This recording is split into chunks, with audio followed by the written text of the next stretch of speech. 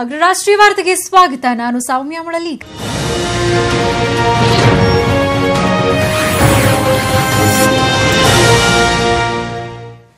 ದೆಹಲಿ ಫ್ಲಾಟ್ನಲ್ಲಿ ಕೋಟಿ ಕೋಟಿ ಹಣ ಸಿಕ್ಕ ಪ್ರಕರಣದಲ್ಲಿ ಡಿಕೆ ಶಿವಕುಮಾರ್ ಅರೆಸ್ಟ್ ಆಗ್ತಾರೆ ಅನ್ನೋ ಸುದ್ದಿ ಇವತ್ತು ಸುಂಟರ ಗಾಳಿಯನ್ನೇ ಎಬ್ಬಿಸಿದೆ.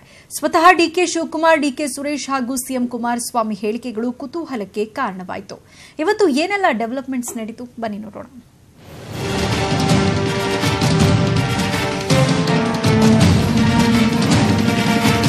ದೆಹಲಿ ಫ್ಲಾಟ್ನಲ್ಲಿ ಸಿಕ್ಕ ಕೋಟಿ ಕೋಟಿ ಹಣ ಹಾಗೂ ಅಕ್ರಮ ಆಸ್ತಿ ಪತ್ರ ವಿಚಾರದಲ್ಲಿ ಐಟಿ ಅಧಿಕಾರಿಗಳು ಇಡಿಗೆ ಪ್ರಕರಣ ವರ್ಗಾಯಿಸಿದ್ದು ಇವತ್ತು ಎಫ್ಐಆರ್ ದಾಖಲಾಗುತ್ತೆ.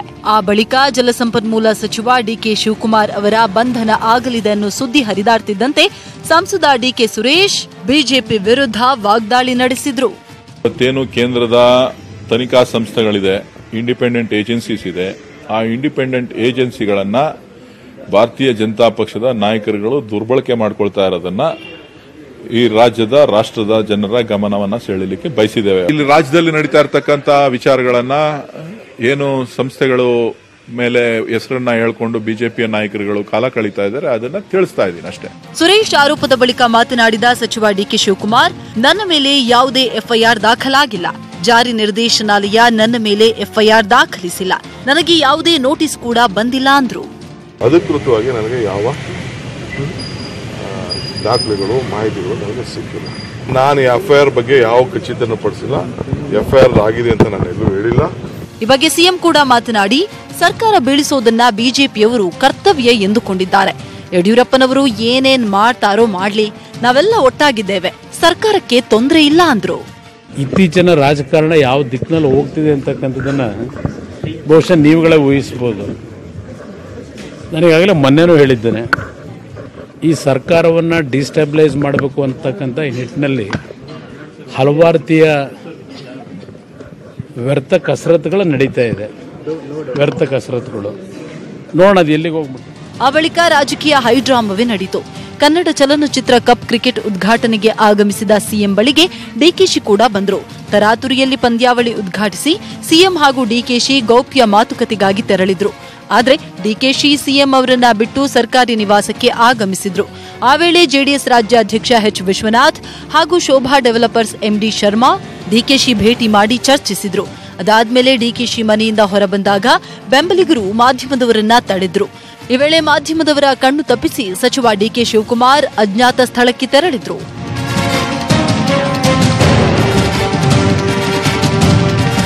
ಡಿಕೆಶಿ ಬಂಧನ ವಿಚಾರ ರಾಜಕೀಯದಲ್ಲಿ ಅಲ್ಲೋಲ ಕಲ್ಲೋಲ ಉಂಟು ಮಾಡುವ ಭೀತಿ ಹುಟ್ಟಿಸಿದ್ರೆ ಕುಟುಂಬಸ್ಥರಲ್ಲೂ ಭೀತಿ ಹುಟ್ಟಿಸಿದೆ.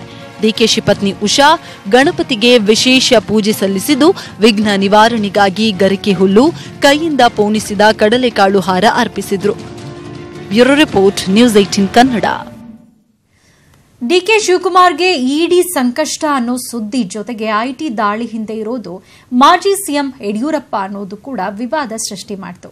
ಬಿಎಸ್ ಯಡಿಯೂರಪ್ಪ ಐಟಿ ಅಧಿಕಾರಿಗಳಿಗೆ ಬರೆದಿದ್ದಾರೆ ಎನ್ನಲಾದ ಪತ್ರವನ್ನು ಬಿಡುಗಡೆ ಮಾಡಿದ್ರು. ಇದು ಕೂಡ ವಾಕ್ಸಮರಕ್ಕೆ ಕಾರಣವಾಯಿತು.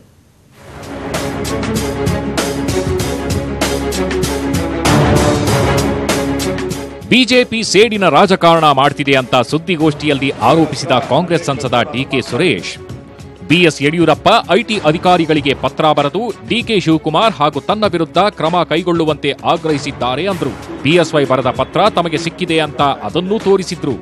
ಯಡಿಯೂರಪ್ಪನವರು ಏನಂತ ತನಿಖಾ ಸಂಸ್ಥೆಗೆ ಪತ್ರ ಬರೆದಿದ್ದಾರೆ ಅದು ನಾನು ನಿಮ್ಗೆ ಕೊಡ್ತೀನಿ, ನೀವು ಓದಿ, ನೀವು ಚರ್ಚೆ ಮಾಡಿ. ದಾಖಲೆ ಇದೆ, ನಿಮಗೆ ಬಿಡುಗಡೆ ಮಾಡ್ತಾ ಇದ್ದೀನಿ.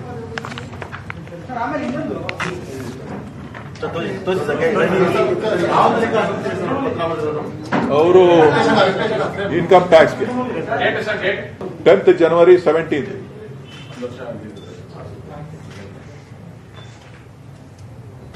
ಆದರೆ ಸಂಸದ ಡಿಕೆ ಸುರೇಶ್ ಆರೋಪದ ಬಗ್ಗೆ ಪ್ರತಿಕ್ರಿಯೆ ಕೊಟ್ಟ ಮಾಜಿ ಸಿಎಂ ಬಿಎಸ್ವೈ, ನನ್ನ ಹೆಸರಲ್ಲಿ ಬಿಡುಗಡೆ ಮಾಡಿರುವ ಪತ್ರ ನಕಲಿಯಾಗಿದ್ದು 2017ರಿಂದ ಈವರೆಗೆ ಡಿಕೆಶಿ ಜೊತೆಗಿನ ಸಂಬಂಧ ಚೆನ್ನಾಗಿದೆ ಎಂದಿದ್ದಾರೆ. ಒಂದು ವೇಳೆ ಬಿಡುಗಡೆಯಾಗಿರುವ ಪತ್ರವನ್ನ ನಾನೇ ಬರೆದಿದ್ದು ಎಂದು ಸಾಬೀತಾದರೆ ರಾಜಕೀಯ ನಿವೃತ್ತಿ ತೆಗೆದುಕೊಳ್ಳೋದಾಗಿ ಟ್ವೀಟ್ ಮಾಡಿದ್ರು. ನಾನು ಅವ್ರ ಸಂಬಂಧ ಹೇಗಿತ್ತು, ಇವತ್ತು ಅವನಿಗೂ ಯಾವತ್ತಾರು ವ್ಯತ್ಯಾಸಗಳಾಗಿದೆಯಾ ಅನ್ನೋದನ್ನು ಅವರು ಡಿ ಕೆ ಶಿವಕುಮಾರ್ನೇ ಅವ್ರು ಕೇಳಲಿ. ಡಿ.ಕೆ. ಸುರೇಶ್ ಅವರು. ಸೊ ಅದರಿಂದ ಈ ಥರ ಆಧಾರರಹಿತವಾದಂಥ ಆರೋಪಗಳನ್ನು ಮಾಡಿ ಪ್ರಚಾರ ಗಿಟ್ಟಿಸ್ಕೊಳ್ಳೋದಾದರೆ ಅದರಿಂದ ನಂದೇನು ಅಭ್ಯಂತರ ಇಲ್ಲ. ಆದರೆ ಅದು ಫೇಕ್ ಲೆಟರ್ ಅಂತೇಳಿ ಬಹಳ ಸ್ಪಷ್ಟವಾಗಿ ನಿಮಗೆ ಸ್ಪಷ್ಟ ಮಾಡೋಕ್ಕೆ ಇಚ್ಛೆ ಪಡ್ತೀನಿ. ಪತ್ರದ ಬಗ್ಗೆ ಮಾತನಾಡಿದ ಸಚಿವ ಡಿ.ಕೆ. ಶಿವಕುಮಾರ್, ಯಡಿಯೂರಪ್ಪ ಹೇಳಿದಂತೆ ಪತ್ರ ನಕಲಿಯಾಗಿದ್ರೆ ಸಂತೋಷ ಅಂದ್ರು. ಬಹಳ ಸಂತೋಷ. ಫೇಕ್ ಅಂತ ಇದ್ರೆ ಅವ್ರು ಹೇಳಿದ್ರೆ ನಮಗೆ ಬಹಳ ಸಂತೋಷ. ಯಾಕೆಂದ್ರೆ ಈ ನಡುವೆ ಸಂಸದ ಡಿ.ಕೆ. ಸುರೇಶ್ ಬಿಡುಗಡೆ ಮಾಡಿದ್ದ ನಕಲಿ ಪತ್ರ ಅನ್ನೋ ಬಗ್ಗೆ ಬಿಜೆಪಿ ಸಾಬೀತು ಮಾಡಲು ಯತ್ನಿಸಿದ್ದು, ಬಿಎಸ್ವೈ ಸಹಿಯನ್ನ ಸಾಮಾನ್ಯವಾಗಿ ಬಲಭಾಗದಲ್ಲಿ ಮಾಡ್ತಾರೆ, ಆದರೆ ಸುರೇಶ್ ಪತ್ರದಲ್ಲಿ ಎಡಭಾಗದಲ್ಲಿದೆ. ಸುರೇಶ್ ಪತ್ರದಲ್ಲಿ ಬೆಂಗಳೂರು ಅಡ್ರೆಸ್ ಜೊತೆಗೆ ಶಿವಮೊಗ್ಗ ಫೋನ್ ನಂಬರ್ ಇದೆ. ಇಮೇಲ್ನಲ್ಲಿ ಮೊದಲ ಅಕ್ಷರ ಕ್ಯಾಪಿಟಲ್ ಲೆಟರ್ನಲ್ಲಿದೆ ಅಂತ ಸ್ಪಷ್ಟನೆ ಕೊಡುವ ಯತ್ನ ಮಾಡ್ತು. Bureau report, news 18 Kannada. ಇನ್ನು ಡಿ.ಕೆ. ಶಿವಕುಮಾರ್ ಅವರ ಮುಂದಿನ ಹಾದಿಯನ್ನ ನೋಡೋದಾದ್ರೆ, ದೆಹಲಿಯಲ್ಲಿ ಕೋಟಿ ಕೋಟಿ ಹಣ ಸಿಕ್ಕ ಅಕ್ರಮ ಆಸ್ತಿ ಪತ್ತೆ ಕೇಸ್ಗೆ ಸಂಬಂಧಪಟ್ಟಂತೆ ಡಿ.ಕೆ. ಶಿವಕುಮಾರ್ ವಿರುದ್ಧ ಇಡಿ ಎಫ್ಐಆರ್ ಮಾಡೋ ಸಾಧ್ಯತೆ ಇದೆ. ಎಫ್ಐಆರ್ ಆದ ತಕ್ಷಣ ಡಿ.ಕೆ. ಶಿವಕುಮಾರ್ ಅವರನ್ನ ಬಂಧಿಸೋ ಸಾಧ್ಯತೆ ಇದೆ. ಡಿಕೆಶಿ ಮೇಲೆ ಇಡಿ ಎಫ್ಐಆರ್ ದಾಖಲಿಸಿದ್ರೆ ಜಾಮೀನು ಸಿಗೋದು ಡೌಟ್ ಅಂತಲೇ ಹೇಳಲಾಗ್ತಾ ಇದೆ. ನಾಳೆ ಕೋರ್ಟ್ಗೆ ರಜೆ ಇರೋ ಹಿನ್ನೆಲೆಯಲ್ಲಿ ಜಾಮೀನು ಅಸಾಧ್ಯವಾಗಿದೆ. ಜಾಮೀನಿಗೆ ಡಿ.ಕೆ. ಶಿವಕುಮಾರ್ ಅವರು ಸೋಮವಾರವೇ ಅರ್ಜಿ ಸಲ್ಲಿಸಬೇಕು. ಇಡಿ ಇಸಿಐಆರ್ಗಳನ್ನ ಹೈಕೋರ್ಟ್ನಲ್ಲಿ ಪ್ರಶ್ನೆ ಮಾಡಬಹುದು. ಹೈಕೋರ್ಟ್ನಲ್ಲೇ ಇಡಿ ತನಿಖಾ ಪ್ರಕ್ರಿಯೆಗೆ ಮಧ್ಯಂತರ ತಡೆ ಕೇಳಬಹುದು.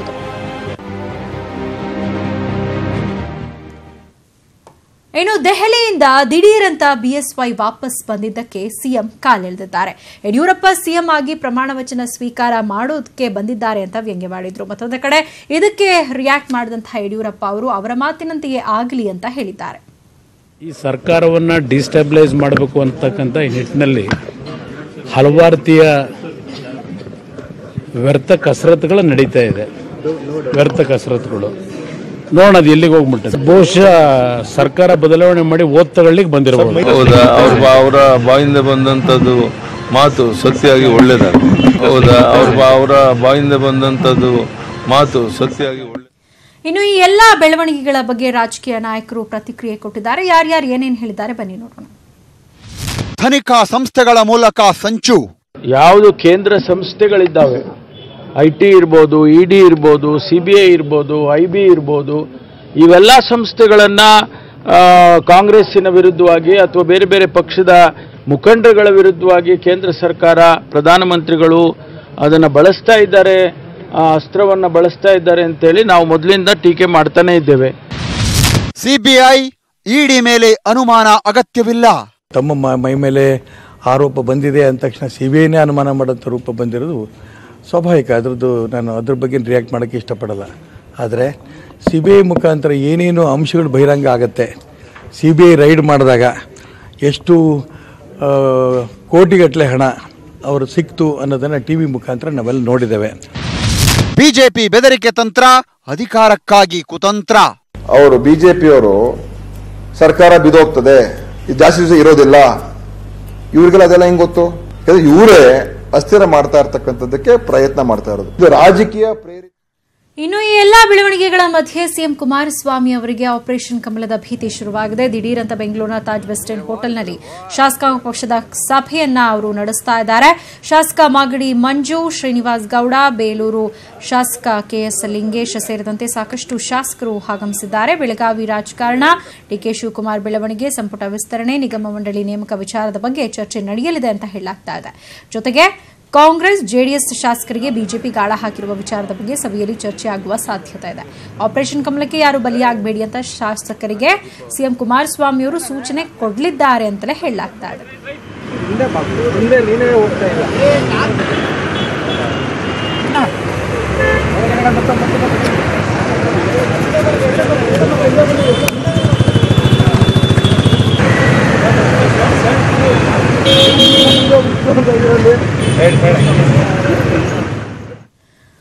ಪಿಎಲ್ಡಿ ಬ್ಯಾಂಕ್ ಅಧ್ಯಕ್ಷ ಹಾಗೆ ಉಪಾಧ್ಯಕ್ಷ ಸ್ಥಾನದ ಒಂದು ವಿವಾದ ಏನಿತ್ತು ಅದು ಬಗೆಹರಿದಿದೆ. ಆದರೆ ಇನ್ನೂ ಕೂಡ ಒಂದು ರೀತಿಯಾದಂತಹ ಅಸಮಾಧಾನ ಶಮನ ಆಗಿಲ್ಲ ಅಂತಲೇ ಹೇಳಲಾಗ್ತಾ ಇದೆ. ಈ ಎಲ್ಲಾ ಬೆಳವಣಿಗೆಗಳ ಮಧ್ಯೆ ಸತೀಶ್ ಜಾರಕಿಹೊಳಿ ನಾನು ಕೂಡ ಸಿಎಂ ಸ್ಥಾನದ ಆಕಾಂಕ್ಷಿ ಅಂತ ಹೇಳಿದ್ದಾರೆ. ಈ ಮೂಲಕ ಡಿಕೆ ಶಿವಕುಮಾರ್ ಅವರಿಗೆ ನೇರ ಟಾಂಗ್ ಕೊಟ್ಟಿದ್ದಾರೆ. ಸ್ವಾಭಿಮಾನಕ್ಕೆ ಧಕ್ಕೆಯಾದ್ರೆ ನಾವು ಸುಮ್ಮನಿರಲ್ಲ. ಲೋಕಸಭೆಗೆ ಮತ್ತೆ ಸಮಸ್ಯೆ ಬರುವುದು ಗ್ಯಾರಂಟಿ. ಲಕ್ಷ್ಮೀ ಹೆಬ್ಬಾಳ್ಕರ್ ಹಾಗೂ ಜಾರಕಿಹೊಳಿ ಬ್ರದರ್ಸ್ ನಡುವೆ ಎದುರಾಗಿದ್ದ ಪಿಎಲ್ಡಿ ಬ್ಯಾಂಕ್ ಚುನಾವಣಾ ವಿವಾದ ಇತ್ಯರ್ಥವಾಗಿದೆ. ಈಶ್ವರ್ ಖಂಡ್ರೆ ನಡೆಸಿದ ಸಂಧಾನಕ್ಕೆ ಜಾರಕಿಹೊಳಿ ಬ್ರದರ್ಸ್ ಸಮ್ಮತಿ ಸೂಚಿಸಿದ್ದಾರೆ.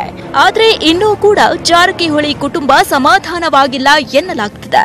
ಇದಕ್ಕೆ ಸಾಕ್ಷಿ ಎಂಬಂತೆ ಸತೀಶ್ ಜಾರಕಿಹೊಳಿ ಮಾತನಾಡಿದ್ದು, ಲೋಕಸಭಾ ಚುನಾವಣೆ ವೇಳೆಗೆ ಮತ್ತೆ ಸಮಸ್ಯೆ ಬರಲಿದೆ ಎಂದಿದ್ದು, ಸ್ವಾಭಿಮಾನಕ್ಕೆ ಧಕ್ಕೆಯಾದರೆ ನಿರ್ಧಾರ ಕೈಗೊಳ್ಳಲು ನಾವು ಸ್ವತಂತ್ರರು ಎಂದಿದ್ದಾರೆ. ನಮಗೆ ಅದೇ ಹೇಳಿದಲ್ಲ, ಸ್ವಾಭಿಮಾನಕ್ಕೆ ಧಕ್ಕೆ ಆದ್ರೆ ಅಂತ ತಗೊಳ್ಳೋಂಥ ಪರಿಸ್ಥಿತಿ, ಅಂತ ಪರಿಸ್ಥಿತಿ ಉದ್ಭವಿಸಿಲ್ಲ. ಸೊ ಬಂದಾಗ ನೋಡೋಣ. ಮುಖ್ಯಮಂತ್ರಿಯಾಗಲು ನಾವು ಪ್ರಯತ್ನ ಪಡ್ತೇವೆ. ಇನ್ನು ಬೆಳಗಾವಿಯಲ್ಲಿ ಮಾತನಾಡಿದ ಶಾಸಕ ಸತೀಶ್ ಜಾರಕಿಹೊಳಿ, ಮುಖ್ಯಮಂತ್ರಿಯಾಗಲು ಪ್ರಯತ್ನ ಮಾಡ್ತೇವೆ, ಆದ್ರೆ ನಾನು ಸಿಎಂ ಮಟ್ಟಕ್ಕೆ ಹೋಗಲು ಇನ್ನೂ 10 ವರ್ಷ ಟೈಮ್ ಇದೆ ಎಂದಿದ್ದಾರೆ. ಕಾಯಬೇಕಾಗ್ತೈತಿ, ಸಂದರ್ಭ ಬರಬೇಕು, ಇನ್ನೂ ನಾವು ಕೆಲಸ ಮಾಡಬೇಕು, ಪಕ್ಷದ ಪರವಾಗಿ ಕೆಲಸ ಮಾಡಬೇಕು. ಆ ಮಟ್ಟಕ್ಕೆ ಹೋಗ್ಲಿಕ್ಕೆ ಇನ್ನೂ ಟೈಮ್ ಇದೆ. ನೋಡೋಣ, ವೇಟ್ ನೋಡೋಣ ಏನೇನಾಗ್ತೈತೆ ಹೇಳಲಿಕ್ಕೆ ಆಗೋಲ್ಲ. ಈ ಸರ್ಕಾರ ಇದೆ ನಮ್ಮದು, 5 ವರ್ಷ ನಡೀತಾ ಇದೆ. ಇನ್ನು ನಾವು ಈಗ ಟಾರ್ಗೆಟ್ ಇದೆ 10 ವರ್ಷದ ನಂತರ. ನೋಡೋಣ, ಕಾಯೋಣ, ಏನು ಅರ್ಜೆಂಟ್ ಇಲ್ಲ. ನೋಡೋಣ, ಅದೇನು ಸಂದರ್ಭ ಬಂದರೆ ನೋಡೋಣ, ಚರ್ಚೆ ಮಾಡೋಣ. ಒಟ್ಟಾರೆ ಬೆಳಗಾವಿಯಲ್ಲಿ ಸೃಷ್ಟಿಯಾಗಿದ್ದ ಬೆಂಕಿ ಆರಿದೆ, ಆದರೆ ಇನ್ನೂ ಕೂಡ ಹೊಗೆಯಾಡ್ತಾ ಇದ್ದು ಯಾವಾಗ ಮತ್ತೆ ಬೆಂಕಿ ಹಚ್ಚಿಕೊಳ್ಳುತ್ತೆ ಗೊತ್ತಿಲ್ಲ. Bureau report, news 18 Kannada. ನವದೆಹಲಿಯಲ್ಲಿ ಇಂದಿನಿಂದ ಬಿಜೆಪಿ ರಾಷ್ಟ್ರೀಯ ಕಾರ್ಯಕಾರಿಣಿ ಶುರುವಾಗಿದೆ. 5 ವಿಧಾನಸಭಾ ಚುನಾವಣೆ ಹಾಗೂ ಲೋಕಸಭಾ ಚುನಾವಣೆಯ ತಯಾರಿ ಕುರಿತಂತೆ ಚರ್ಚೆಯನ್ನ ಮಾಡಲಾಗಿದೆ. ಇನ್ನು ಅಮಿತ್ ಶಾ ಅವರನ್ನ ಇನ್ನು ಒಂದು ಅವಧಿಗೆ ರಾಷ್ಟ್ರೀಯ ಅಧ್ಯಕ್ಷರನ್ನಾಗಿ ಮುಂದುವರಿಸುವಂತಹ ಒಂದು ಮಹತ್ವದ ನಿರ್ಧಾರವನ್ನ ಕೈಗೊಳ್ಳಲಾಗಿದೆ. ಅದರ ಕಂಪ್ಲೀಟ್ ಡೀಟೇಲ್ಸ್ ಇಲ್ಲಿದೆ ನೋಡಿ.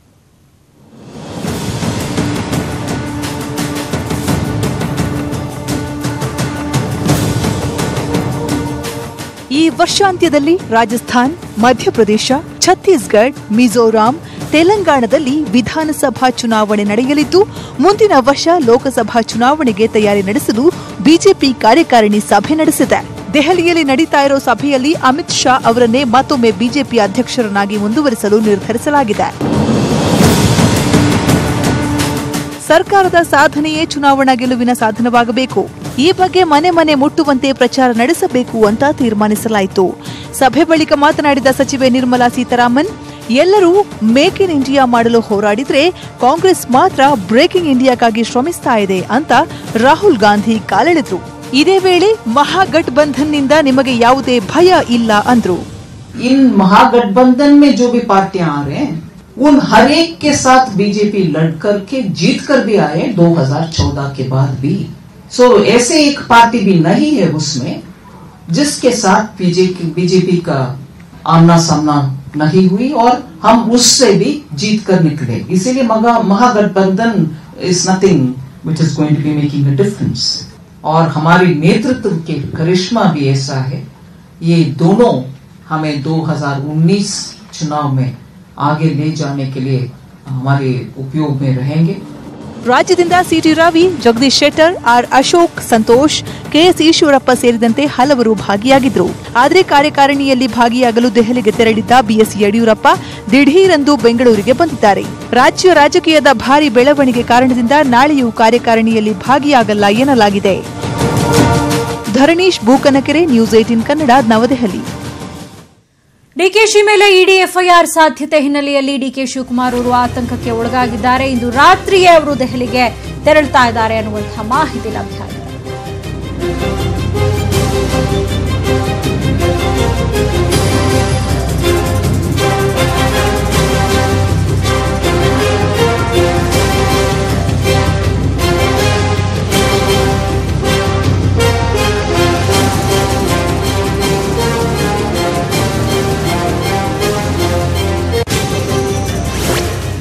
ಡಿಕೆ ಶಿವಕುಮಾರ್ ಅವರ ಮೇಲೆ ಇಡಿ ಎಫ್ಐಆರ್ ದಾಖಲು ಮಾಡುವ ಸಾಧ್ಯತೆ ಹಿನ್ನೆಲೆಯಲ್ಲಿ ಸಚಿವ ಡಿಕೆ ಶಿವಕುಮಾರ್ ಅವರು ಆತಂಕಕ್ಕೆ ಒಳಗಾಗಿದ್ದಾರೆ. ಇವತ್ತು ರಾತ್ರಿ ಅವರು ದೆಹಲಿಗೆ ತೆರಳುತ್ತಾ ಇದ್ದಾರೆ. ಇಡಿ ಕುಣಿಕೆಯಿಂದ ಪಾರಾಗುವುದಕ್ಕೆ ಡಿಕೆಶಿ ಅವರು ಕೂಡ ರಣತಂತ್ರವನ್ನ ಮಾಡ್ತಾ ಇದ್ದಾರೆ. ದೆಹಲಿಯಲ್ಲಿ ಹಿರಿಯ ವಕೀಲರನ್ನ ಭೇಟಿ ಮಾಡೋದಕ್ಕೆ ಡಿಕೆ ಶಿವಕುಮಾರ್ ಅವರು ನಿರ್ಧಾರವನ್ನ ಮಾಡಿದ್ದಾರೆ. ವಕೀಲರಾದ ಕಪಿಲ್ ಸಿಬಲ್, ಅಭಿಷೇಕ್ ಸಿಂಘ್ವಿ ಅವರನ್ನ ಅವರು ಭೇಟಿ ಮಾಡಿ ಮುಂದಿನ ಹೆಜ್ಜೆ ಯಾವ ರೀತಿ ಇರಬೇಕು ಅನ್ನೋದ್ರ ಬಗ್ಗೆ ಅವರು ಚರ್ಚೆಯನ್ನ ಮಾಡಲಿದ್ದಾರೆ. ನಿರೀಕ್ಷಣಾ ಜಾಮೀನು ಪಡೆಯುವ ವಿಚಾರವಾಗಿ ಅವರ ಜೊತೆ ಚರ್ಚೆಯನ್ನ ನಡೆಸಲಿದ್ದಾರೆ. ಇನ್ನು ಇದೇ ವೇಳೆ ಎಐಸಿಸಿ ಖಜಾಂಚಿ ಅಹಮದ್ ಪಟೇಲ್ ಅವರನ್ನ ಕೂಡ ಅವರು ಭೇಟಿ ಮಾಡ್ತಾರೆ ಅಂತ ಹೇಳಲಾಗ್ತಾ ಇದೆ. ಗುಲಾಂ ನಬಿ ಆಜಾದ್, ಅಶೋಕ್ ಗೆಹ್ಲೋಟ್ ಅವರನ್ನ ಕೂಡ ಅವರು ಭೇಟಿ ಮಾಡಲಿದ್ದಾರೆ ಅಂತ ಮಾಹಿತಿ ಲಭ್ಯ ಆಗಿದೆ. ರಾಜಕೀಯ ರಣತಂತ್ರ, ಮುಂದಿನ ನಿಲುವು ಬಗ್ಗೆ ಅವರಿಂದ ಸಲಹೆಗಳನ್ನ ಪಡ್ಕೊಳ್ಳೋ ಸಾಧ್ಯತೆ ಇದೆ. ರಾಜ್ಯದಲ್ಲಿ ಪ್ರವಾಹ ಬರ ಪರಿಸ್ಥಿತಿ ಹಿನ್ನೆಲೆಯಲ್ಲಿ ಪ್ರಧಾನಿ ಬಳಿ ಪರಿಹಾರ ಕೇಳಲು ಸಿಎಂ ಕುಮಾರಸ್ವಾಮಿ ನೇತೃತ್ವದ ರಾಜ್ಯ ನಿಯೋಗ ಪ್ರಧಾನಿ ಭೇಟಿಗೆ ತೆರಳುತ್ತಾ ಇದೆ. ಸೆಪ್ಟೆಂಬರ್ 10 ಬೆಳಗ್ಗೆ 11:15ಕ್ಕೆ ಸಿಎಂ ಮೋದಿ ಅವರನ್ನ ಭೇಟಿ ಮಾಡಲಿದ್ದಾರೆ. ಮಾಜಿ ಪ್ರಧಾನಿ ದೇವೇಗೌಡ, ಮೈಸೂರು ಸಂಸದ ಪ್ರತಾಪ್ ಸಿಂಹ ಸೇರಿದಂತೆ 20 ಮಂದಿಯ ನಿಯೋಗ ಪ್ರಧಾನಿ ಭೇಟಿಗೆ ತೆರಳುವ ಸಾಧ್ಯತೆ ಇದೆ.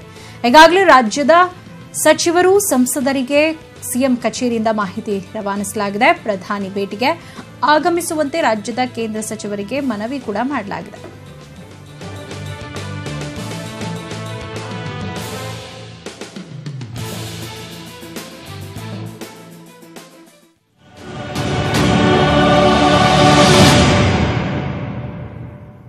ದಿನೇ ದಿನೇ ಪೆಟ್ರೋಲ್, ಡೀಸೆಲ್ ಬೆಲೆ ಏರ್ತಾನೆ ಇದೆ. ಪ್ರತಿ ತಿಂಗಳು ಅಡುಗೆ ಅನಿಲದ ಬೆಲೆಯೂ ಏರ್ತಾ ಇದೆ. ಇದು ಸಹಜವಾಗಿ ಜನಸಾಮಾನ್ಯನ ಜೇಬು ಸುಡ್ತಾ ಇದೆ. ಈ ತೈಲ ಬೆಲೆ ಏರಿಕೆ ವಿರೋಧಿಸಿ ಸೋಮವಾರ ಭಾರತ್ ಬಂದ್ ನಡೆಸಲು ಕಾಂಗ್ರೆಸ್ ಸೇರಿದಂತೆ ವಿವಿಧ ರಾಜಕೀಯ ಪಕ್ಷಗಳು, ವಿವಿಧ ಸಂಘಟನೆಗಳು ತೀರ್ಮಾನಿಸಿವೆ. ಇದಕ್ಕೆ ಯಾರೆಲ್ಲ ಬೆಂಬಲಿಸುತ್ತಿದ್ದಾರೆ? ಶಾಲಾ ಕಾಲೇಜುಗಳಿಗೆ ರಜೆ ಇರುತ್ತಾ ಇಲ್ವಾ? ಕಂಪ್ಲೀಟ್ ಡೀಟೇಲ್ಸ್ ಇಲ್ಲಿದೆ ನೋಡಿ. ತೈಲ ಬೆಲೆ ಏರಿಕೆ ಖಂಡಿಸಿ ಸೋಮವಾರ ಭಾರತ್ ಬಂದ್. ಕಾಂಗ್ರೆಸ್ ಬಂದ್ಗೆ ಕರ್ನಾಟಕದಲ್ಲಿ ಜೈ ಎಂದ ಜೆಡಿಎಸ್. ಗಗನಕ್ಕೇರ್ತಾ ಇರೋ ತೈಲ ಬೆಲೆ ವಿರೋಧಿಸಿ ಕಾಂಗ್ರೆಸ್ ಸರ್ಕಾರ ಸೋಮವಾರ ಭಾರತ್ ಬಂದ್ಗೆ ಕರೆ ಕೊಟ್ಟಿದೆ. ಕರ್ನಾಟಕದಲ್ಲಿ ಜೆಡಿಎಸ್ ಸಮ್ಮಿಶ್ರ ಸರ್ಕಾರವಿರೋದ್ರಿಂದ ಭಾರತ್ ಬಂದ್ ಬಿಸಿ ಜೋರಾಗಿಯೇ ತಟ್ಟೋ ಸಾಧ್ಯತೆ ಇದೆ. ಸಿಎಂ ಕುಮಾರಸ್ವಾಮಿ ಕೂಡ ಬಂದ್ಗೆ ಸಂಪೂರ್ಣ ಬೆಂಬಲ ನೀಡಿದ್ದೇವೆ ಅಂತ ಹೇಳಿದ್ದು, ಸಾರಿಗೆ ನಿಗಮಗಳು ಕೂಡ ಬಂದ್ಗೆ ಜೈ ಎಂದಿವೆ. ಇನ್ನು ಕೆಲ ಸಂಘಟನೆಗಳು ಬಂದ್ಗೆ ಬೆಂಬಲ ನೀಡಿಲ್ಲ. ಇನ್ನು ಕೆಲವರು ಪರಿಸ್ಥಿತಿ ನೋಡಿಕೊಂಡು ಬೆಂಬಲ ನೀಡಬೇಕೋ ಬೇಡವೋ ಅಂತ ನಿರ್ಧರಿಸುತ್ತೇವೆ ಅಂದಿದ್ದಾರೆ.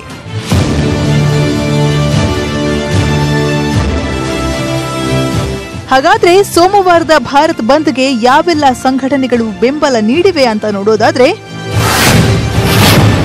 ಬಿಎಂಟಿಸಿ, ಕೆಎಸ್ಆರ್ಟಿಸಿ ಸೇರಿ 4 ಸಾರಿಗೆ ನಿಗಮಗಳು ಬಂದ್ಗೆ ಬೆಂಬಲ ನೀಡಿವೆ. ಕೆಲವು ಆಟೋ ಯೂನಿಯನ್ಗಳು, ಓಲಾ, ಊಬರ್ ಸಂಘಗಳು, ಕನ್ನಡ ರಕ್ಷಣಾ ವೇದಿಕೆ, ನಾರಾಯಣಗೌಡ ಬಣ ಹಾಗೂ ಕನ್ನಡ ಒಕ್ಕೂಟದ ವಾಟಾಳ್ ನಾಗರಾಜ್ ಬೆಂಬಲ ನೀಡಿದ್ದಾರೆ. ಇನ್ನು ಬಂದ್ಗೆ ಯಾರೆಲ್ಲ ಬೆಂಬಲ ನೀಡುತ್ತಿಲ್ಲ ಅಂತ ನೋಡೋದಾದ್ರೆ, ಖಾಸಗಿ ಶಾಲೆಗಳು ಎಂದಿನಂತೆ ಇರುತ್ತವೆ. ಈವರೆಗೂ ಯಾವುದೇ ರಜೆ ಘೋಷಿಸಿಲ್ಲ. ಇನ್ನು ಲಾರಿ ಸಂಘಗಳು ಬೆಂಬಲ ನೀಡಿಲ್ಲ. ಮೆಟ್ರೋ ಸಂಚಾರ ಎಂದಿನಂತೆ ಇರುತ್ತೆ. ಬ್ಯಾಂಕ್ಗಳು ಯಥಾಸ್ಥಿತಿ ಕಾರ್ಯನಿರ್ವಹಿಸುತ್ತವೆ.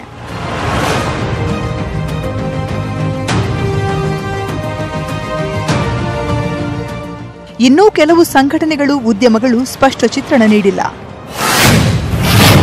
ಹೋಟೆಲ್ ಮಾಲೀಕರ ಸಂಘ ಬಂದ್ಗೆ ಬೆಂಬಲ ಕೊಡಬೇಕೋ ಬೇಡವೋ ಅನ್ನೋ ಬಗ್ಗೆ ನಾಳೆ ಸಂಜೆ ಅಂತಿಮ ನಿರ್ಧಾರ ಪ್ರಕಟಿಸಲಿದೆ. ಇನ್ನು ಖಾಸಗಿ ಬಸ್ ಮಾಲೀಕರು ಕೂಡ ಈವರೆಗೂ ಯಾವುದೇ ನಿರ್ಧಾರ ಹೇಳಿಲ್ಲ. ಸ್ಯಾಂಡಲ್ವುಡ್ ಕೂಡ ಬಂದ್ಗೆ ಬೆಂಬಲ ನೀಡುತ್ತೋ ಇಲ್ವೋ ಅನ್ನೋ ಘೋಷಣೆ ಮಾಡಿಲ್ಲ. ಇನ್ನು ಸರ್ಕಾರಿ ಶಾಲಾ ಕಾಲೇಜುಗಳಿಗೆ ರಜೆ ಘೋಷಣೆ ಆಯಾ ಜಿಲ್ಲಾಧಿಕಾರಿಗಳ ವಿವೇಚನೆಗೆ ಬಿಡಲಾಗಿದೆ. ಒಟ್ಟಾರೆ ಕರ್ನಾಟಕದಲ್ಲಿ ದೋಸ್ತಿ ಸರ್ಕಾರ ಇರೋದ್ರಿಂದ ಭಾರತ್ ಬಂದ್ ಯಶಸ್ವಿಯಾಗೋ ಸಾಧ್ಯತೆ ಇದೆ. ಲೋಕೇಶ್ ರಾಮ್, ನ್ಯೂಸ್ 18 ಕನ್ನಡ, ಬೆಂಗಳೂರು. ಬೆಂಗಳೂರಿನಿಂದ ಏರೋ ಇಂಡಿಯಾ ಪ್ರದರ್ಶನ ಲಕ್ನೋಗೆ ಶಿಫ್ಟ್ ಆಗಲಿದೆ ಅನ್ನೋದು ದೊಡ್ಡ ವಿವಾದವನ್ನೇ ಸೃಷ್ಟಿಸಿತ್ತು. ಸಿಎಂ ಕೂಡ ರಕ್ಷಣಾ ಸಚಿವರಿಗೆ ಪತ್ರ ಬರೆದು ಬೆಂಗಳೂರಿನಲ್ಲೇ ನಡೆಸುವಂತೆ ಆಗ್ರಹ ಮಾಡಿದ್ರು. ಇದೀಗ ರಕ್ಷಣಾ ಇಲಾಖೆಯಿಂದ ಅಧಿಕೃತ ಮಾಹಿತಿ ಹೊರಬಿದ್ದಿದ್ದು, ಬೆಂಗಳೂರಿನಲ್ಲೇ ಶೋ ನಡೆಯಲಿದೆ.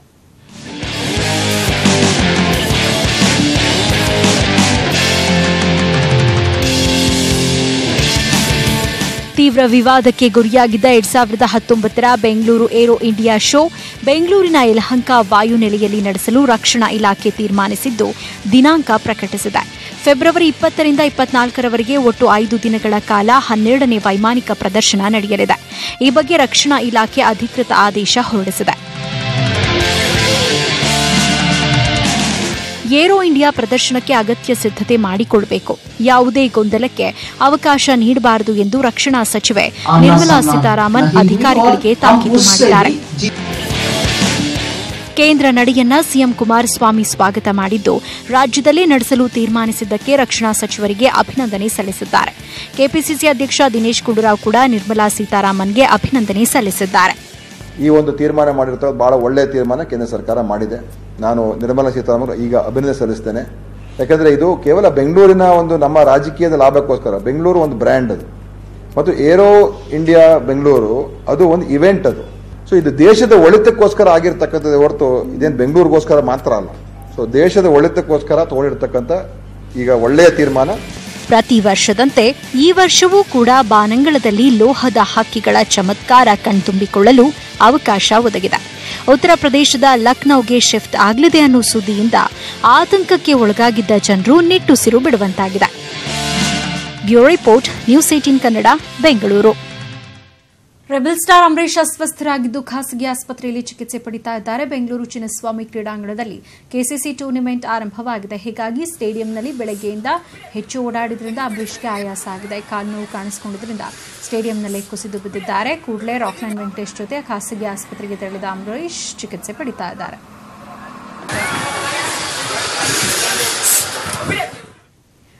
ಇದಿಷ್ಟು ಈಗಿನ ಪ್ರಮುಖ ಸುದ್ದಿ. ನೋಡ್ತಾರೆ ನ್ಯೂಸ್ 18 ಕನ್ನಡ. ಜಾಲ ನಮ್ಮದು, ಬಲ ನಿಮ್ಮದು.